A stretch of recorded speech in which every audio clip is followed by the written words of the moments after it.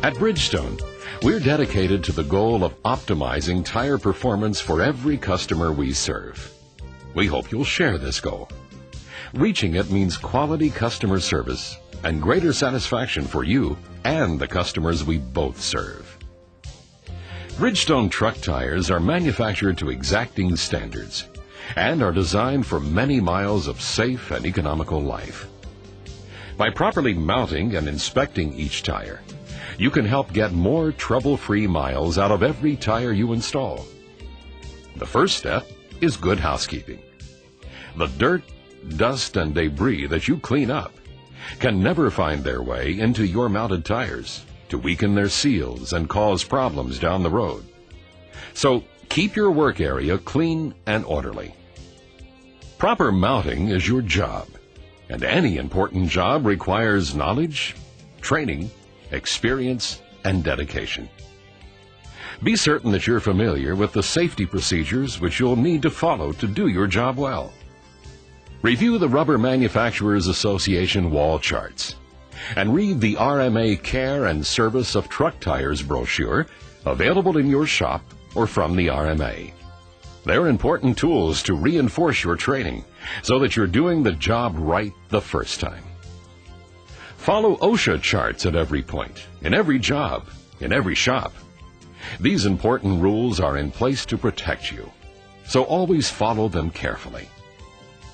This video will focus on general areas related to tire mounting and does not attempt to provide instruction on the full procedure for tire mounting. During the next few minutes, we're going to look at several important aspects of quality tire mounts. The first is concentric bead seating. Concentric seating simply means that the wheel is centered inside the tire. Damaged or bent wheels, dirty wheels, damaged tires, improper cleaning, and incorrect lubrication are just a few of the things that can cause a tire not to be concentrically mounted on a wheel.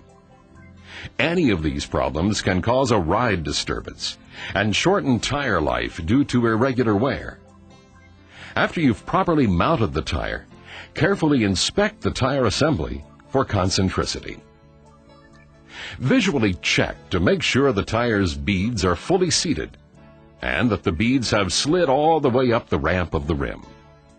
The bead seat should press tightly against the rim flange. The spacing between the edge of the wheel and the molded sidewall rib now must be visually checked in at least 6 places, evenly spaced around the tire. Of course, it may not be practical to measure these 6 points with a ruler to confirm differences. If you can see a difference, the tire is mismounted. The beads are not fully seated. This can result in a ride disturbance and excessive or irregular wear. Here is an example of a mismounted tire.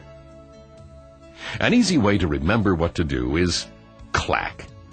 C is for clean, L is for lube, A is for align, and C is for check. We'll start with clean. Rust or debris caught in the space between the tire and the wheel can cause problems. Maybe the wheel wasn't properly cleaned before mounting. Always clean the wheels with a steel brush to remove dirt, scaling, or foreign matter. Spray any bare or exposed metal areas with anti-rust paint. If you find excessive rust and scaling, the wheel should be taken out of service. Consult your shop manager or wheel supplier. Some wheels can be refinished. Others may need to be scrapped. As you clean the wheel, check it for cracks or any other damage. Truck wheels take a beating, and curb scrapes or worksite hazards can weaken the wheel structure. Don't let any evidence of physical damage go unnoticed or unattended. Sometimes problems are caused when the wheel or tire has not been properly lubricated. It's important to lubricate every part of the wheel that will come in contact with the tire. Lubricate the bead seats as well as the area adjacent to the bead seats, since the mounting process may rub off some of the lubricant. There are a variety of mounting lubricants available, such as Fry-Lube, Murphy's Soap, Ruglide, Bishmans, and other vegetable-based products. In addition, a lubricant that contains a rust inhibitor helps prevent rust and scale from developing on the flange and inside the wheel. A lubricant that protects the tire may also help keep the tire beads from becoming stuck to the wheels, avoiding the need for heavy tools when the beads need to be unseated as the tire is removed. Solvents and petroleum-based lubricants should never be used. Not only are they dangerous, but they'll also damage your tire. Always use a high-quality bead lubricant. It's also important for the inside of the tire to be completely free of foreign matter and for the tire beads to be properly lubed. After you've pulled the tire from stock, thoroughly inspect it. Look for dirt, moisture, or any debris and remove it with your clean shop cloth or vacuum it out with your shop vac. Always wipe the inside of the tire with a clean shop cloth to remove moisture. Any moisture left inside the tire over the life of the tire will break down and penetrate through the inner liner, attacking the steel cords, causing them to rust and be weakened. Perform a final, thorough inspection. Be sure the inside of the tire is completely clean before you begin to lubricate the tire. You should lubricate both beads of the tire with a thin but thorough coat of lubricant. Be sure the lubricant coats from the bead toe to the guide rib of the tire surface.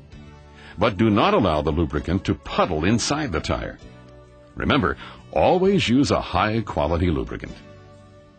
The tire's beads are not properly seated when there's a difference in the distance between the rim flange and the concentric bead ring around the tire on either side.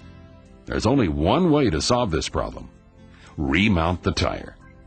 Follow the proper steps to clean and re-lubricate the wheel and tire beads. Rotate the tire 180 degrees and re-inflate. This is the only way to fix the problem. It will not fix itself in use. The beads must be seated correctly before the tire is put into service. When a tire is mismounted, the beads are not fully seated. It's clearly evident that the distance between the edge of the wheel and molded rib on the sidewall is not constant. When we look at this mismounted tire, we can see the obvious difference in the distance from the impression the rim left on the rubber to the concentric rib molded on the tire. We have shown you mini maxi wear. This can occur not only from mismounting, that is, the beads are not concentric, but also from an ovalized rim. Irregular wear can come from many sources. Don't always assume the problem is the tire.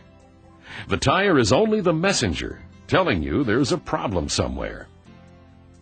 For optimum uniformity, another important aspect of quality tire mounting is match mounting of the wheel and tire. To help you achieve good mounts, wheel and tire manufacturers place certain marks on many of your wheels and tires. Look for these markings on each tire you handle. Bridgestone tires may have red, yellow, white, or other colored marks. On steel wheels, you may find a dimple along the inside edge. Aluminum wheels, which are machined, do not have dimples, and not all steel wheels will have dimples. The age and condition of a wheel may even make it difficult to locate the dimple.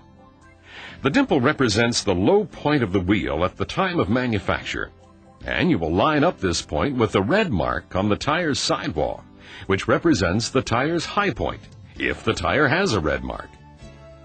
If the wheel has a dimple, use it during mounting. If it doesn't have a dimple, use the valve stem as your reference point. Some new original equipment Bridgestone tires will have a red mark or red dot on one sidewall, which indicates the high point of that individual tire is determined at the factory. This red dot should line up with the wheel dimple, and red dots or marks should take priority over any other markings that may appear on the tire. On all new Bridgestone tires, on only one of the sidewalls, there are yellow marks or dots. If there is a yellow mark but no red mark, put the yellow mark next to the valve stem on the wheel. Tires may also have white marks or other colored marks along the outside.